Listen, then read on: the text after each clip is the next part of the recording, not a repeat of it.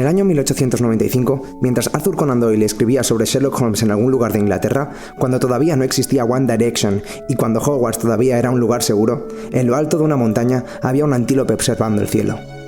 Pero no era un antílope cualquiera. Era un Revok, el último de su especie. Vale, ahora nos vamos a un pueblo pequeñito que había justo al lado de esa montaña. ¿Conocéis a Joseph William Foster? Pues era un jovenzuelo que vivía allí y que, igual que sus hermanos, trabajaba tejiendo telas en el negocio familiar.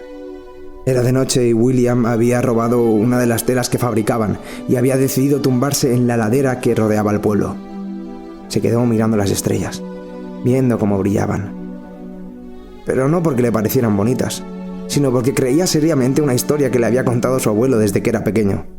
Según su abuelo, la Tierra era como una copa, como un premio, un objeto de valor que alguien guardaba en su cuarto y que cada día tapaba con un trapo al irse a dormir.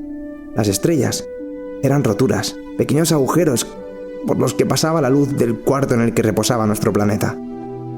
Desde pequeño había intentado ver a través de ellas algo de aquel lugar fantástico, pero hasta el día de hoy nunca había conseguido ver nada.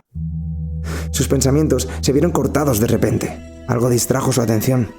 En lo alto de la colina había un antílope.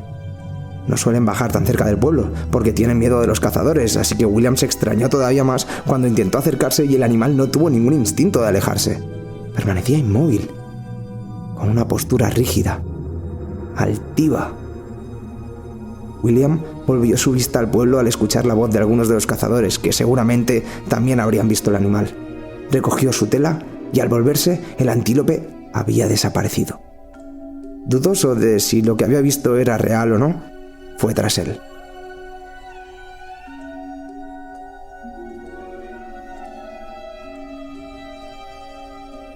El animal volvió a aparecerse una y otra vez en diferentes lugares, haciendo que William se adentrara cada vez más y más y más y más en el bosque hasta que llegó a un pequeño claro.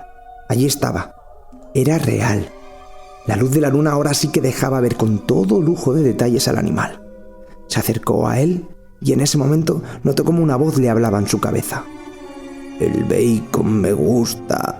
¿No llevarás algún trozo por ahí?» William se quedó congelado. «Nah, es broma», dijo la voz. «Creo que a eso lo llamáis canibalismo y yo sinceramente no tengo ganas de meterme en problemas. Gracias. Tengo que darte las gracias por haber venido hasta aquí y por haberlo hecho sin intentar cazarme.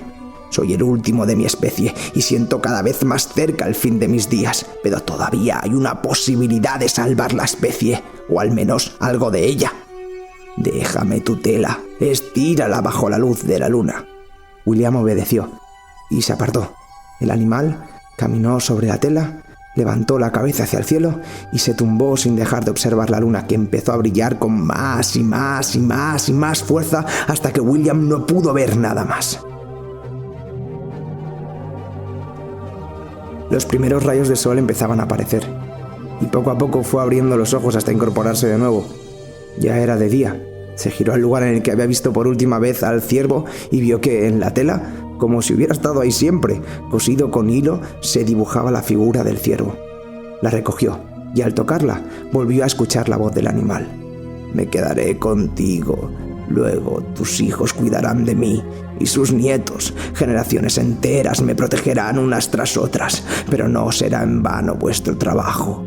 A cambio de él, vuestra protección estará asegurada y os guiaré en vuestra vida. Os daré fuerza y os ayudaré a elegir cuando tengáis dudas.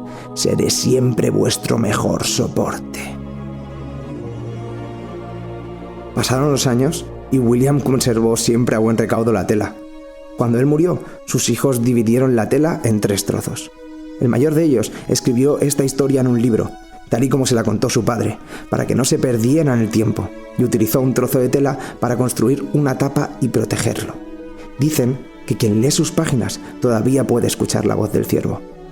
El segundo de los hermanos la utilizó como soporte, como lienzo para pintar el que más adelante sería considerado uno de los mejores cuadros de nuestra historia. A día de hoy está expuesto en uno de los museos más importantes de París. Algunas personas afirman que al quedarse mirando fijamente el cuadro, han visto el futuro. El más pequeño de los hermanos se fabricó unas zapatillas para él. Dice que son las mejores zapatillas que han existido nunca y que si tienes dudas en la vida, al llevarlas puestas te ayudan a elegir el camino correcto. No se sabe mucho sobre ellas. Se rumorea que eran mágicas y que podían hacer cosas increíbles. Los 3 objetos han ido pasando de generación en generación hasta llegar a nuestros días.